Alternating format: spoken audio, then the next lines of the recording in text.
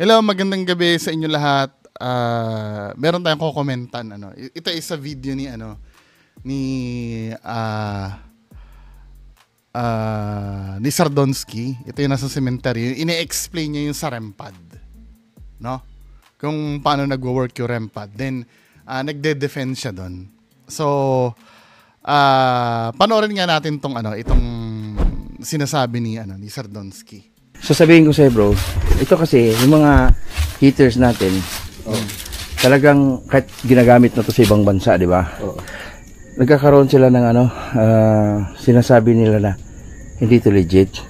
Kasi no, napakasinungaling mo, di ba? Ako ba yung tinutukoy na na sinasabihan niya? Kung ako man yon, never ko sinabi na hindi legit yan, di ba? Lahat naman ng mga ghost equipment na provided ni Sir Lance ay legit lahat. 'Di ba? Pero pwedeng dayain. Wag mong sasabihin na hindi. Maybe yung video nyo, hindi ikaw mismo, hindi ka legit. Pero yung video nyo, yung device, yun yung legit.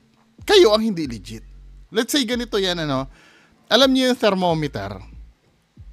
Yung thermometer na ginagamit sa hospital, legit na device yun na pang-check ng temperature eh.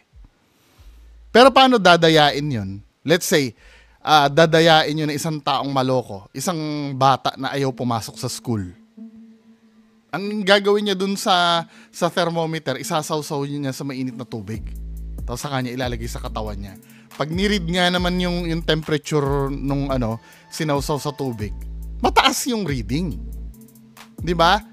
Never naman nagkaroon ng problema ang REMPAD eh. Huwag kang sinungaling. Walang sinasabi na hindi legit ang REMPAD. Yung video mo ang hindi legit. Yan ang kadalasan na sinasabi. 'Di ba? Parang ganito lang yan, Ano pa ba mga equipment na ginagamit mo dyan maliban dyan sa REMPAD? Gumamit ka na ba ng EMF meter? Parang di ka pa kita napanood. Actually, wala ka naman talagang equipment na ginagamit men talaga eh. Camera lang talaga eh. O for example, yung camera yung camera kasi legit naman talaga nakakakuha ng video 'yon. 'Di ba? However, pag yung camera mo itinuro mo sa peking white lady at pinalabas mo na na peking white lady, 'di ba? Hindi na magiging totoo yung video. Hindi yung camera may kasalanan, yung gumagamit. Kutsilyo. Never naman naging masama ang kutsilyo eh. Pag napunta sa kamay yan ng magaling na chef, 'di ba? Makakagawa ng masarap na luto ang kutsilyo. Actually, hindi naman nagluluto ang kutsilyo, pero yung gumagamit nun, yung pagtadtad nun, 'di ba? Makaka-create ng magandang tadtad ng gulay, ng karne, 'di ba? Pero pag napunta sa killer ang kutsilyo, pwede niya ipampatay 'yon. Never tayong magsasabi na peke o legit ang equipment. 'Di ba? Maliban lang application ng cellphone, diskumpiyado ako doon, 'di ba? Pero paliwanag nyo kung paano nagwo-work 'yon, mag-a-agree ako kung madidepensa nyo na maayos. 'Di ba? Never sinasabi na peke 'yang mga 'yan. Kaibigan ko si Sir Lance. Sasabihin ko peke 'yan. Si Sir Lance yung nag-reverse engineer niyan eh. Ng REMPAD na 'yan eh. So, ipagpatuloy natin sinasabi niya. paggamitan daw to ng walkie-talkie, ito ay tutunog. Pero dapat naisip nila na kung sakaling gagamitan ng ganon, dapat dalawa yung tutunog. Wrong! May proof kami na same concept, pwedeng isa lang ang tutunog. Oh, for example, ito video na to, nung nandun kami sa bahay na tisa ni Sir I.M. Reverie, tinry namin yan. Depende sa positioning ng sa positioning ng walkie-talkie mo. 'Di ba? Papakita ko sa inyo kung paano. Isa 'yan sa mga namin kasi 'yan ang main argument din. Si Sir Lance din kasi sinasabi niya rin kasi sa akin 'yan. Kung fake nga naman 'yon. Kaya nga si Sir Lance kahit papaano naman, fair naman si Sir Lance mag-judge sa inyo. 'Di ba? Hindi naman porkit nakakausap ko si Sir Lance, si Flashlight Manila, kampi na sa akin na 100%. May utak yung tao. 'Di ba?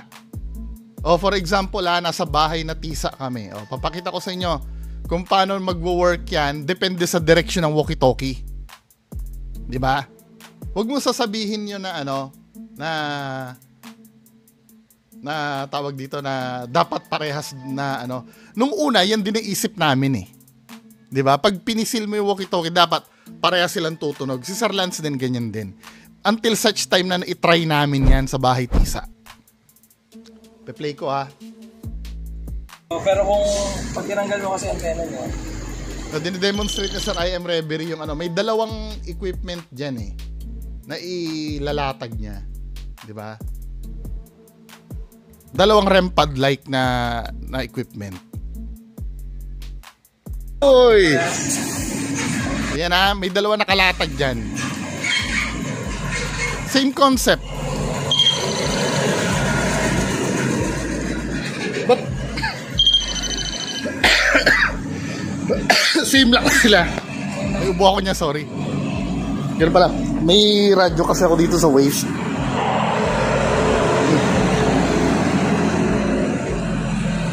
Tatayo na. Taas. Ayan. Ito yun. So, di ba? May isa-isa. May isang tumutunog lang. So, then pwede rin palang hindi sabay. So, pwede palang hindi sabay. Di ba? Kasi sinasabi nung kung radio nagpatulog kila Donsky talaga sabay. Pero pwede pala siyang magkaiba. Di ba?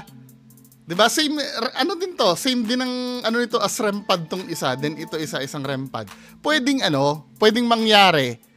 Depende sa direction ng ayokong muna ituro yung trick na yun, baka mamaya depende sa positioning ng walkie-talkie mo. 'Di ba? Pwedeng individual halos magkadikit na yan. Same lang ito ng distansya ng dalawang REM pad mo. 'Di ba? Ito Sir Donsky, I'm not saying na itong REM pad mo dinadaya mo. 'Di ba?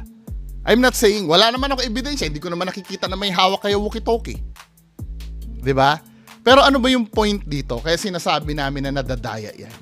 Kasi kami, dalan-dala na kami sa'yo. Sinungaling ka? Ito nga yung paulit-ulit ko sinasabi kong a boy who cried wolf syndrome. 'Di ba? Never naman na sinasabing fake yung equipment na yun. Depende nga sa gagamit. Malay lang namin kung may na-discover din kayo na way. Kami, may na-discover kami na way na patunugin niya na individual eh. 'Di ba? Gamit ang walkie-talkie eh. Pero para ituro sa inyo kung paano, ayoko nga. Ayoko nga, 'di ba? Pero may way.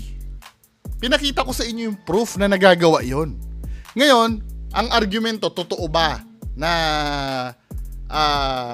minamanipula niya yan? I don't know. Pero one thing is for sure, sinungaling ka. Napakadami mo ng beses magsinungaling eh. Hindi mo kami pwede sisihin na mag-isip kami ng mali sa'yo. 'Di ba?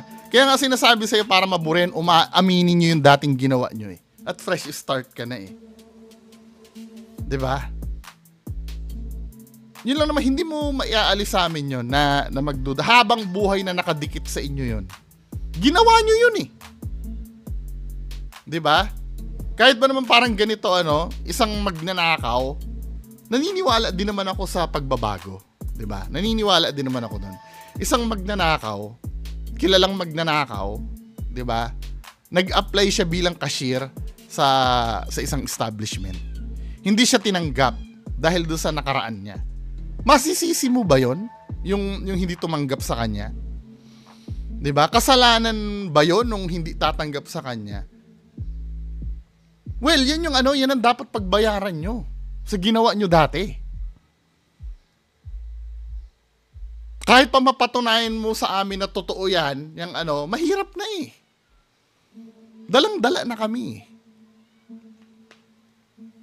Di ba?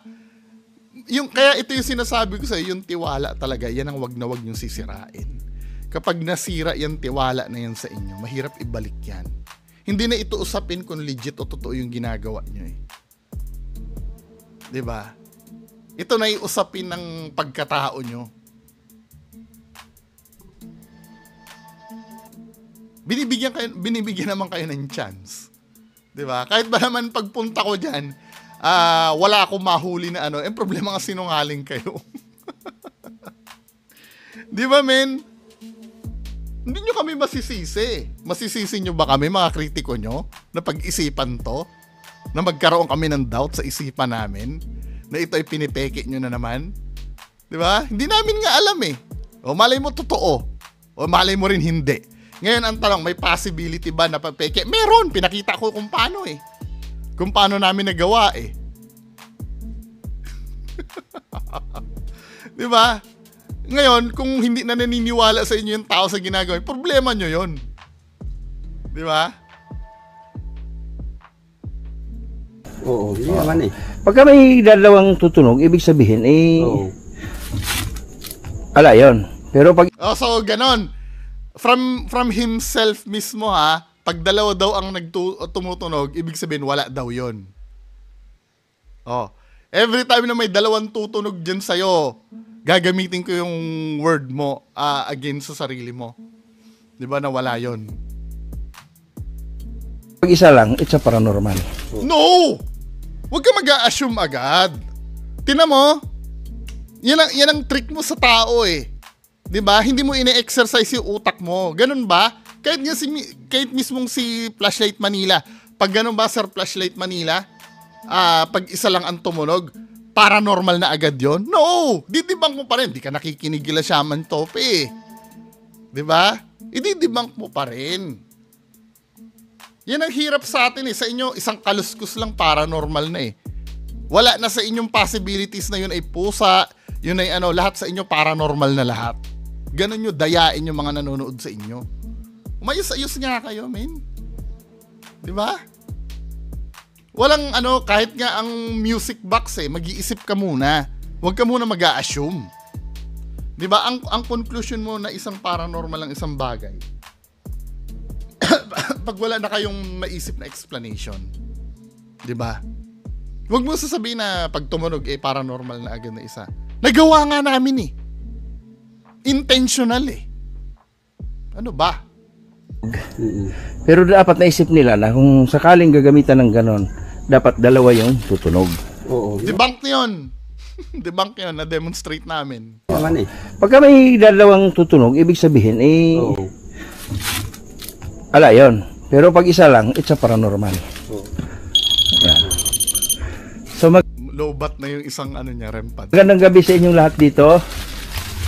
Nalagay din yung... So, yun na yun, diba? Kaya nga, sa mga ganitong bagay, importante yung credibility. Ito to be honest sa inyo, yung music box nga, hindi ko alam kung paano nyo piniplay eh. Pero sanang maunawaan nyo, yung kasing feeling namin na nanluloko na naman kayo, hindi na mawawala yun, men eh. Diba? Wala nang credibility kasi yung ginagawa nyo. Kahit na meron akong nakakausap si Sir, ano ba name ni Sir? Debunker din siya eh,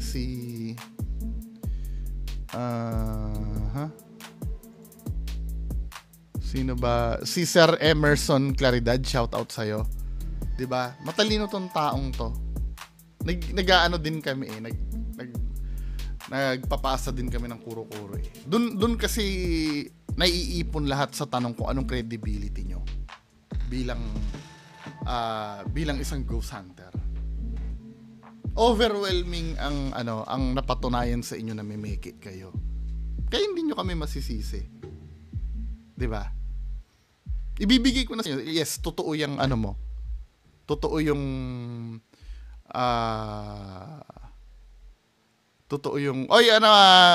sabi gano'n ni Sir Lanzo, may batang mahilig din sa Pringles ang kinilig sa shoutout nyo, sir. Si Val, hello Val, shoutout Val. Diba? Nasaan nga ako? Wala tuloy ako. Kasi nabasa ko yung PM ni Sir Lance eh.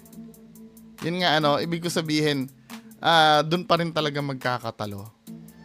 Kasi inaaway kami ng utak namin every time na every time na gumagawa kayo ng ganyan eh. To be honest, gusto ko talaga maniwala. Kasi lahat ng kalimitan lalo na doon sa music box, dinidefine niya naman talaga yung yung logical explanation kung bakit siya tumutunog. Kahit mismong si Sir Lance, nag-uusap kami kung paano nangyayari yon.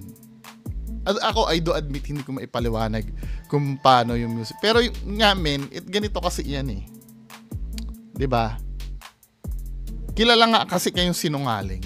Malay lang namin may naisip kayo na paraan na hindi pa namin naiisip, 'di ba? Hindi mo pwedeng alisin sa amin 'yon. Kahit saan tayo makapunta, kaya kong patunayan na sinungaling ka. 'Di ba? 'Yun ang pinanghahawakan namin kasi sa iyo eh. Kaya nga minsan nagkaroon ka na ng chance na i-clear yung sarili mo, hindi mo pa rin ginawa. Nagkalabugan pa rin kayo na nagkalabugan. Tapos ngayon magta-try kayo ng legit na ghost hunting. Saan pa kami tutungo? 'Di ba? Yes, na-admire ko naman lalo na nung pumunta kayo ng barangay. 'Di ba? Kayo nila Kuya Red. Feeling ko naman, ako sa sarili ko, pinipilit ko talagang paniwalaan na legit na yung ginagawa nyo. Imposible ba na na legit na ang gawin nyo? Hindi naman imposible yun, di ba? Kaya nga napapansin mo minsan ibang-iba yung ghost hunting nyo doon sa mga nakaraang ghost hunting. Ito, iisipin nyo yung mga naniniwala kila Kuya Red at Sir Donsky, pumunta siya sa private na bahay. Hindi sa abandoned Ito nalang iisipin nyo. Hindi sila sa abandoned na bahay pumunta. Pati sa barangay din pumunta sila. Hindi nyo ba naitatanong sa sarili nyo? Bakit kapag sa mga abandonadong bahay at public places kalabugan ng kalabugan? Pero pag katulad ng mga barangay, yung private na bahay, walang kalabugan. Tunugan lang ng rempad. Di ba, men? Hindi nyo ba naiisip yon? Di ba? 90% yata ng video niyan kalabugan ng kalabugan Pag Black Lady House ang pinupuntahan, pero pag yung mga private place ang pinupuntahan, walang kalabugan. 'Di ba? Pagka yung bahay ay natitirahan pa, pag yung bahay ay government property or yung building, walang kalabugan doon. Tunugan lang ng rempad at ng music box ang meron. 'Di ba? Minsan nga nag-usap kami ni Sir Lance, parang hindi man sinasabi sa akin ni Sir Lance na parang may hesitations siya na nararamdaman. Pero sabi ko, wala ka namang kasalanan doon. Ibig mo sabihin, gusto mo lang naman kasi mapabuti si Sir Donsky. 'Di ba? Kasi kitang-kita ko naman, kahit naman nag-uusap tayong dalawa, kaibigan mo pa rin naman ang turing doon sa isa. 'Di ba? Ito, Sir Donsky, wag sasamaan loob mo kay Sir Lance. Gusto ko lang sabihin to. Baka akala mo kasi pinagtutulungan ka namin. Mentality kasi ng mga mahihina ang ulo yan eh. Yung sa kanila, hindi pwede na pagkakampi mo, dapat kakampi mo lang. Hindi pwedeng hindi pwede 'yon. 'Di ba? Sa mundo ng may mga utak, katulad nitong ginawa mo sa isang fan mo, ipapakita ko sa iyo Sa mundo ng may mga utak kasi, dapat sibilisado tayo mag-isip. Baka minsan kasi iniisip mo, tinitira ka ni Sir Lance pag nakatalikod ka. No. Sinusumpa ko. Ang pinag-uusapan lang namin ni Sir Lance, naging magkaibigan kami kasi nagpapalitan kami ng ng mga kuro-kuro 'Di ba? Minsan siya yung kinukulit ko kasi nga gusto kong malaman yung mekanismo ng rempad. At pinoprovide niya naman yon. At wala masama doon. 'Di ba? Si Sir Lance din ang nagturo sa akin ng trick kung paano dayain ng rempad. Kasi nga naman, pwede kasing lahat naman ng device pwedeng i-exploit 'Di ba? Let's say ganito sa cellphone. Pwede mo rin dayain ng cellphone. Halimbawa, gagamitin mo na may screenshot ako laban sa'yo Donsky. Halimbawa lang to Halimbawa, Katulad ng ginawa mo kay Ma'am Maggie, the creepy. Halimbawa, may ipapakita ka doon na di umano'y conversation daw. Halimbawa lang to ng lalaki ni Ma'am Maggie, the creepy, ganyan. Kasi pwede kasing ang mangyari, ginawa mo lang yung conversation na yun eh. 'Di ba? Gumawa ka ng bagong account na kunyari may chat kayong ganon. Ginawa mo na sa akin yan once. Na kunyari may lumalapit sa iyo na nilalakad ako para hindi mo ilabas ang warrant of arrest ko. Nagawa mo na yan once eh. Pero ang tanong ba, peke ba yung cellphone? Hindi naman peke yung cellphone eh. Kaya nga ang sinasabi dito, yung sa gumagamit ang problem, hindi yung mismong device. 'Di ba? Katulad nito, no? Katulad nito, men. Meron akong ipapakita sa iyo dito. Kasi ayaw na ayaw ko, pati si dumating ang time na si Sir Lance ay awayin mo. Walang ginagawang masama sa iyo doon yung tao, men. 'Di ba? Nagkakaroon lang kami ng discussion katulad nito, no? Yung ginagawa mo dito, barbaric to, men eh. 'Di ba? Merong nag-message sa iyo, hindi ko lang babanggitin yung pangalan. Ito, parehas nating taga-subaybay. Katulad nito, binati kaya yata nito ng Merry Christmas Idol, 'di ba? Biglang may pa-idol ka pang nalalaman sa akin. Sabi gano'n kasi sabi kaya naman, kahit pang kape lang po, Merry Christmas, may pa-idol ka pa. Tapos pinakita mo yung yung screenshot niya na nagko-comment sa akin. Men, ano ba? 'Di ba? Para kang bata. 'Di ba? Walang gano'n. Yan ay mga taong nagsusubaybay lang sa atin yung mga yan. Wala naman, may mga tao kasing gano'n eh. Na pares tayong pinapanood, syempre, 'di ba? May nagustuhan din naman sa iyo yung tao. 'Di ba? I'm so sure sa akin kaya din ako pinapanood, may nagsumbong tuloy sa akin yung tao. 'Di ba? Sabi ko, ano ba naman 'yan, kako? Wala namang kwenta yung ganyan. Para namang bata 'yan. 'Di ba?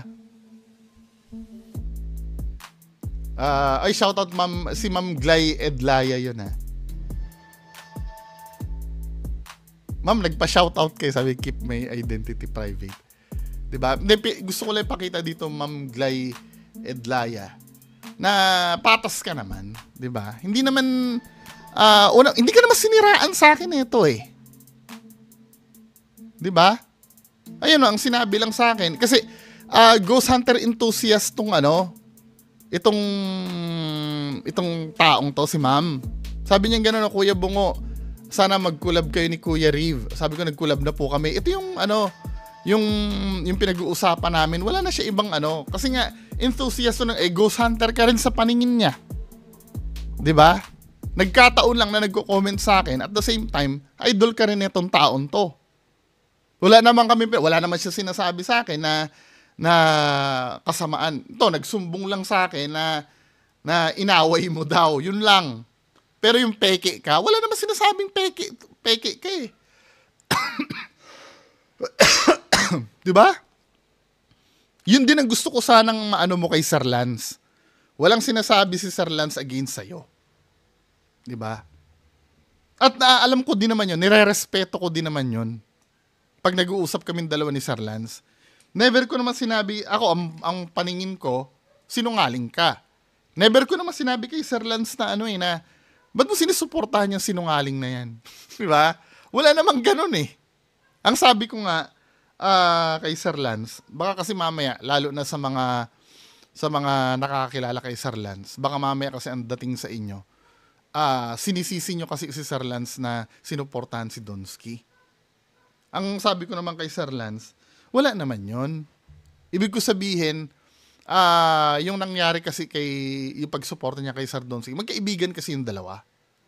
Hindi mo naman kasi pwedeng kontrolin yun eh. 'Di ba? Maayos din naman ang pakikitungo sa kanya ni Sir Donsky. 'Di ba? Maayos din naman ang pakikitungo ni Sir Lance sa kabila. 'Di ba? yun lang, nag-uusap lang kami ni Sir Lance sa device.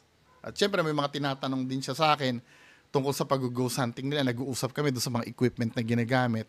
Pero yung about doon sa relationship yung dalawa, wala kaming ano doon. Wala kaming problema doon. 'Di ba? Nag-extract din lang ako sa kanya ng information. Halimbawa, paano ba nagwo-work yung REM pad, Sir Lance? Nadadaya ba yan? Yun, mga tinatanong ko sa kanya at nag-provide naman siya ng information sa akin na walkie-talkie pala pwedeng pang remote sa REM pad. 'Di ba? Sana nagigets mo yung mga ganung bagay. Yun, yung ano lang talaga, yung pagiging ghost hunter nyo kasi kaduda-duda eh. Sinasabi ko ba na kailangan maging perfecto kayo? No! 'Di ba? Ako mismo hindi ako perfecto eh. Pero pag involved na yung yung mga taong nanonood, yung inuulol nyo na, syempre 'di ba, kailangan may magsalita na nang-uulol kayo. Hindi naman pwedeng ipang santabi lang naman 'yon. 'Di ba? Unang-una nasa public yung video nyo. So, yun lang yun lang naman ang point dito. Ang sa akin kasi ayoko lang nang mini-mislead yung mga tao. Yung parang black and white, yung halimbawa. Yung sinabi kanina ni Sir Donsky na kapag dalawa, peke yan. Pagka isa lang, paranormal yan. Parang kahit pa isa lang ang umilaw dyan, dapat isipin mo pa rin kung paranormal o hindi yung nag-cause doon. Hayaan mo pa rin yung mga taong mag-isip. 'Di ba? Hayaan mo pa rin yung mga taong mag-isip. Actually nga, nag-iisip pa rin ako eh. Bakit nung dumating na kayo dyan sa Mindanao, ang dali-dali na para sa inyo magpatunog niyan? nung nandito kayo sa Luzon, pahirapan kayo. Kahit sa ang sementeryo mo kahit sa ang sulok ng sementeryo mo ilagay, hirap tumunog, 'di ba? Tumutunog pangilan-ngilan pero ano.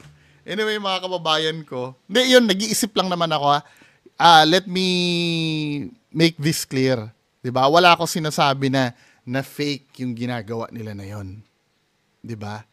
Ang sinasabi lang namin, may possibilities na pwedeng dayain. May demonstrate naman sa inyo kung paano eh. 'Di ba? Kayo nang bahala mag-isip. Do the math. Si Sir Donsky, legit ang exploration. Kayo na sumagot. Ito may sisingit lang ako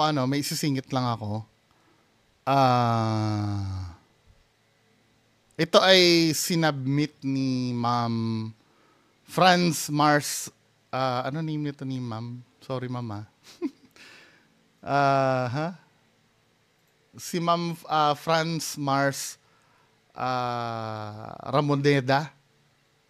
Hello, Ma'am Franz Mars Ramoneda. So, may pinapa-react sa aking video. Ito.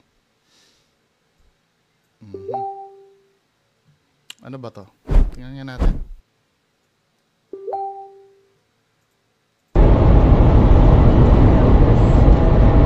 Gentleman. Ay! Napindot ko yung ano. So, may nagsasabi daw na anong sabi dito?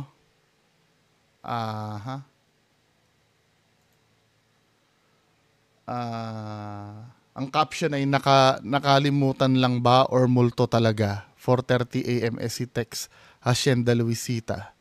Mag-iingat at may tumatawid na parang naglalakad sa park. Ay hindi tumulto, ma'am. Baka talagang ano lang, yung naglalakad lang. I-slow motion nga natin. Baka gusto lang magpakamatay. Tingnan nga natin uli. 'Di ba? Playback speed. Gawin nating 0.05. Delma. Ay! Totoong tao siya. Totoong tao. Ayan, oh. Malayo pa lang. Hindi naman siya nag-appear out of nowhere. Gentleman. Ay! Ang problema kasi ni kuya, tumatawid siya nang nakatalikod. Pag ganun ang ano niya, oh. Siguro, feeling ni kuya, wala nang mabilis na kotseng darating. Kaya parang nag-ano lang. Hindi siya multo, ma'am. Feeling ko. Wala lang talagang pake yung tao na tumatawid. Anyway, di ba? Hindi kayo, anong tingin nyo doon? Multo ba yan? Yan? Gentleman. Ay! Hindi siya multo. Natatamaan pati siya ng ilaw eh. Ay! Ayan o, natamaan siya ng ilaw din. Pagka biglang dumidilim din siya, parang object siya. Tumatawid lang talaga to na parang walang pake. Anyway, mga kababayan ko, yan lang po muna. Maraming salamat. Bye-bye. Diba? Basta wala akong sasabihin peke o hindi. Yun lang po. Maraming salamat. Bye-bye.